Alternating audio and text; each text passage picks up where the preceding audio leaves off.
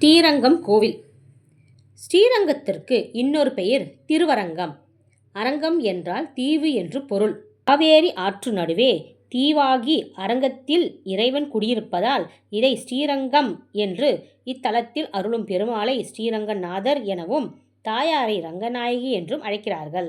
இக்கோவிலில் 20 அடி விட்டமும் 30 அடி உயரமும் கொண்ட நெற்குதிர்கள் சக்கரத்தாழ்வார் சந்நிதிக்கு அருகில் இருக்கிறது.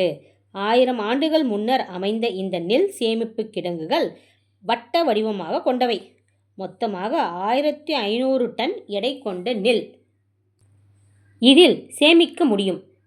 இதில் எந்த காலத்திலும் நெல் குறைந்து பற்றாக்குறை ஏற்பட்டதில்லை.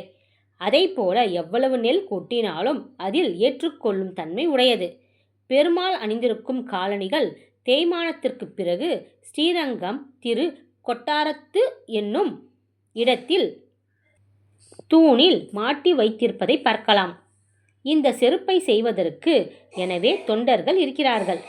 2 செருப்பையும் தனித்தனியாக வெவ்வேறு இடத்தில் செய்வார்கள். இருப்பினும் இரண்டுமே ஒன்று போல் இருக்கும் என்பது அதிசயம். பெருமாளின் கண்கள் கோகினூர் வைரங்களை விட விலை மதிப்பற்ற வைரங்களால் உருவானது என்று, அது ஆங்கிலேயர் காலத்தில் திருடு போய்விட்டது என்று சொல்கிறார்கள்.